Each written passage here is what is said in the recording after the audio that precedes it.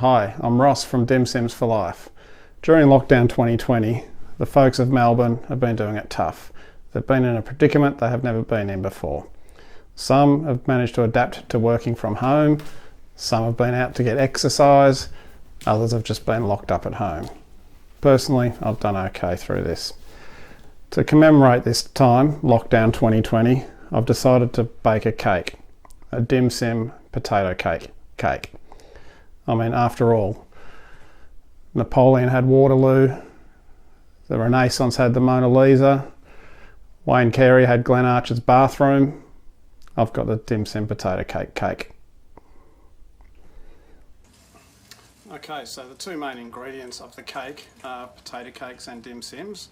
So I've got some mini dim sims cooking out here in the fry pan. Now, I couldn't make up my mind whether they should be fried or steamed, so I've fried the bottoms of them. Whisker will steam the rest of the way. Part B, potato cakes.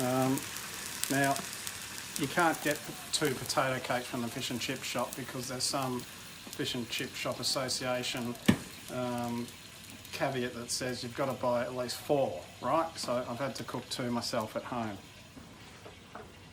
So I'll pop them in the fryer here.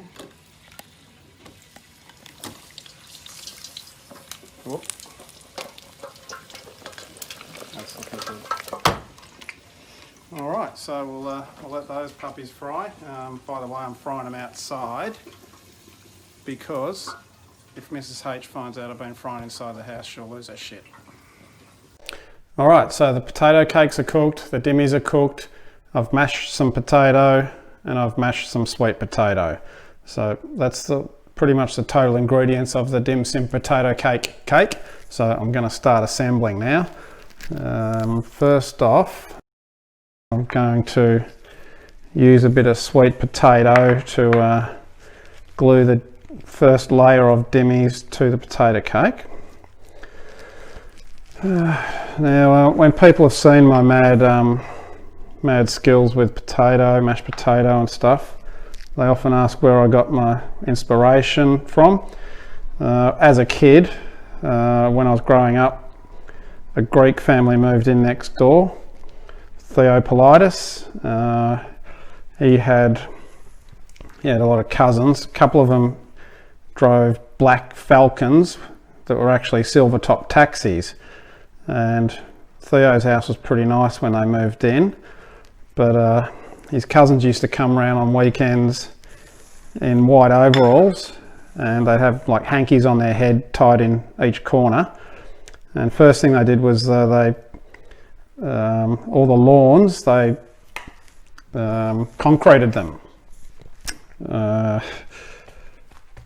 After that, they moved on to the house. They got cement render and bagged the house. So I used to spy through a hole in the fence and watch these guys with all their cement and stuff, you know, throwing it at the house and carrying on. So yeah, I think that's where I got my mad mashed potato skills from. So first layer of the cake's come along nicely. Alright, so I've done the first layer. So potato cake, dimmies glued in with sweet potato. We're on to the second layer now. I've got my mashed potato. So I'll plonk a bit of that on top.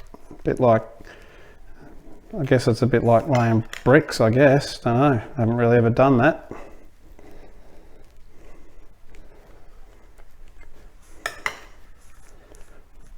There we go.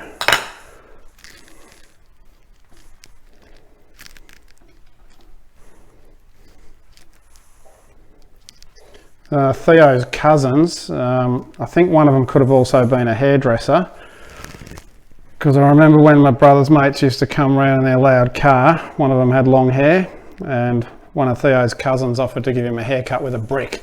So that was kind of nice of him to offer that gesture up. But yeah, concreter, hairdresser type, and he drove a taxi during the week. So yeah, good guy.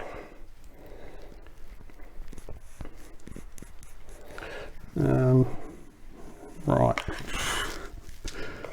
Oh, yeah, here comes, this is a bit like the house, this bit where you go up the sides of the walls with the render.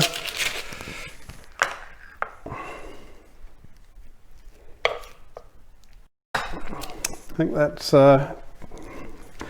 assembled. Can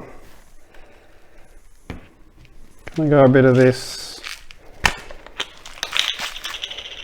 Himalayan pink salt? Could kill me, but tastes pretty good. A bit of bacon salt.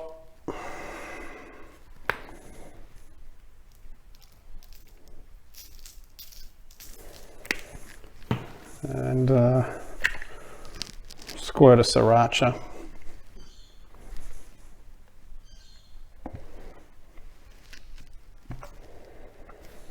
All right, now off to the oven. Okay, so the dim sum potato cake has been in the oven for about half an hour, and end result, yeah, that's what I thought too. So we'll carve it up now.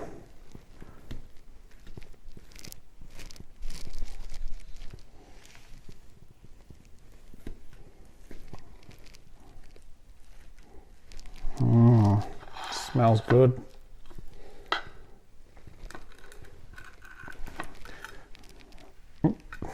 Now that looks pretty nice. You've got your layers there.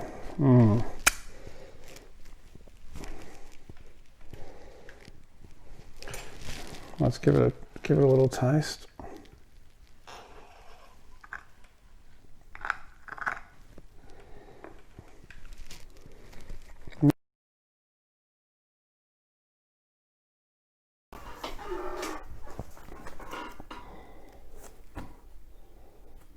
How did it go? All right, well the wash up is it wasn't all that good. You know, on paper it ticked all the boxes, but just in execution it just didn't come through with the goods. Yeah. What do you think went wrong? Well, look, I thought I had full control. Obviously I didn't, because something got out of hand at some stage. I was advised to use these mini dim sims, these packaged dim sims that I haven't used before, and it didn't turn out that good. Who told you to do that? Well, I don't know. I checked back through the minutes, and I can't recall who advised me to. It certainly wasn't my decision. Also, I think while I was making it, a couple of the dimmies rolled out onto the floor, and then they may have made it into the actual cake. You know, I should have tried harder to keep them contained. Whilst I was making it, I actually ate quite a few of them, because I was, you know, conscious that I wanted only the best ingredients to go in. So the only way to do that is to do a whole lot of testing. The only way to test them is to actually eat them. So yeah, by the time I'd finished cooking the cake, I was pretty full anyway. At the end of the day, look, I'm taking full responsibility for this failure. I care about the health and safety and well-being of the folk that take my advice on recipes. I think it'll be some time before I actually cook anything ever again. Thank you.